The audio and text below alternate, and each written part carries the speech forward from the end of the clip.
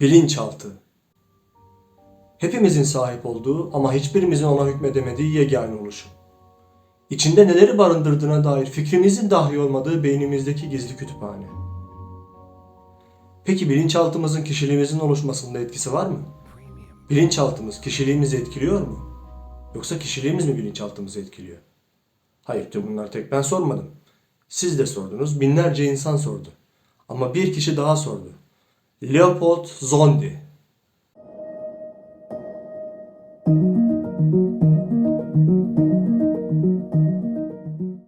Bilinçaltı deyince aklımıza ilk kim gelir? Tabii ki Sigmund Freud. Ama bu videoda çalışmaları 1940'larda en az Freud'unki kadar ses getirmiş birinden bahsediyorum. Uzman psikiyatrist ve kader analizi kavramının da kurucusu olan Zondi, az önceki o tuhaf soruları o da kendine sordu ve bu konu hakkında çalışmalara başladı.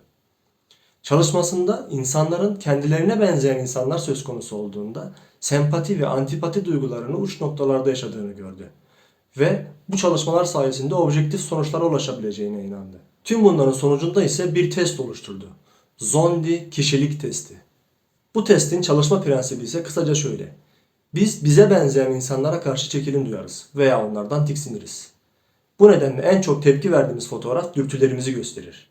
Test kişinin kendini yakın veya uzak bulduğu karakterlere göre pozisyonlandırmasına dayanır. Zondi 8 sayfalık 48 akıl hastasının fotoğraflarından oluşan bu testi yayımladı ve böyle bir teorem ortaya attı.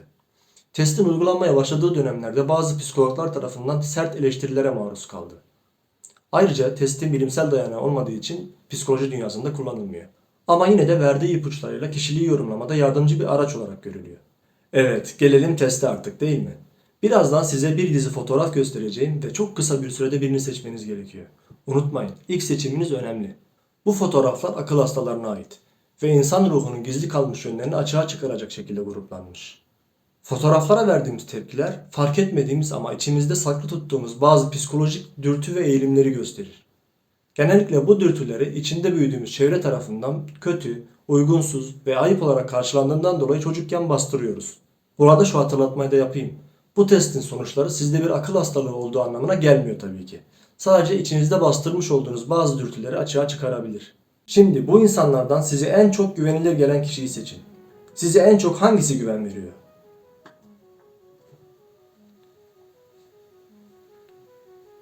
Şimdi de bu insanlardan size en korkutucu gelen kişiyi seçin. Karanlık bir sokakta karşılaşsaydınız en çok hangisinden korkardınız?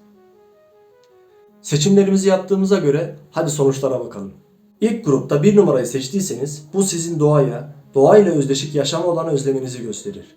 Hatta kasaba, köy gibi yeşillikler içinde şehir hayatından uzak bir yerlerde yaşama gibi bir hayale sahip olmanız gayet olasıdır. Ruhu doğayla bütünleştiği zaman huzur bulabilen insanlardansınız.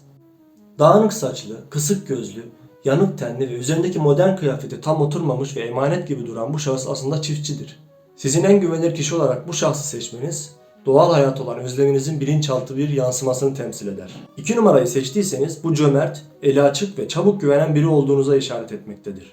Sırf kıyamadığınız için arkadaşlarınıza borç verebilir ya da onlar için harcama yapmaktan çekinmeyebilirsiniz. Buna iyi niyetiniz de eklenince bu durumu suistimal etmek isteyen bazı tanıdıklarınızca kullanıldığınız zamanlar çok olmuş olabilir.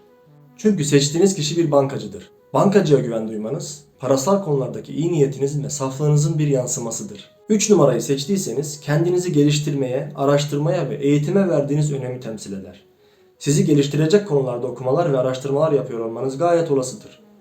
Kendiniz eğitim hayatınıza devam edemediyseniz bile tanıdıklarınızı ve çevrenizde sizden yaşça küçükleri bu konuda en çok cesaretlendiren kişilerden biri olmanız çok büyük bir olasılıktır. Seçtiğiniz karakter ince kravatı, iyi taranmış saçları ve temiz tıraşıyla bir öğretmendir.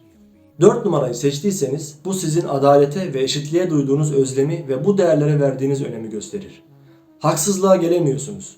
Kendi çevrenizde, etki alanınızda adaletsizliklere karşı geliyorsunuz ancak yaşadığınız çevrede meydana gelen ve gücünüzün yetmediği adaletsizliklerden ötürü çaresiz hissediyor olabilirsiniz. En güvenilir kişi olarak yargıç karakterini seçmeniz, eşitliğe verdiğiniz önemi ve adalete duyduğunuz özlemin bir yansımasıdır. Bunlar olumlu duygularınızdan doğan sonuçlardı. Şimdi sırada olumsuz duygularınızdan doğan ikinci grup var. Baskıcı öğretmen portresi seçtiniz. Bilinçaltınızda bastırılmış saldırganlık ve alçaltıcı davranış eğilimi olabilir. Çocuklukta davranışlarınızda otoriterlik, yönetme ihtiyacı gibi eğilimleri tecrübe etmiş olabilirsiniz. Tamamen zararsız ve başkalarına yardım etmek için her zaman hazır olan barışçıl bir bireysiniz. İş hayatınızda amirleriniz sizi idare etmekte zorluk çekiyor olabilirler. Eğer bir şey yapmak istemiyorsanız kendinize bariyerler inşa ediyorsunuz. Örneğin işe geç gidiyorsunuz veya bütün gün asık suratla dolaşıyorsunuz. Sıklıkla tartışmalarda veya ilişkilerde kendinizi savunurken pasif bir şekilde direniyor ve karşı koymaya devam ediyorsunuz. Yuvarlak kafaya sahip bu iri adam sizde tiksinti ve korkuya sebep olduysa, çocukluğunuzun erken aşamalarında bazı duygularınızı bastırmış olabilirsiniz.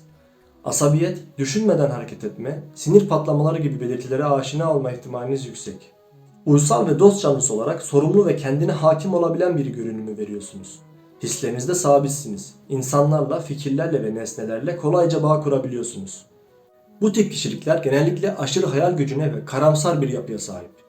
Eğer bu kirli görünümlü ama mutlu adam sizde olumsuz bir etki bıraktıysa, zihninizin hiperaktif kısmını bastırmış olma ihtimaliniz var. Basma kalıp davranışlar edinme eğilimindesiniz. Yenilikler ve değişikliklerden hoşlanmıyorsunuz.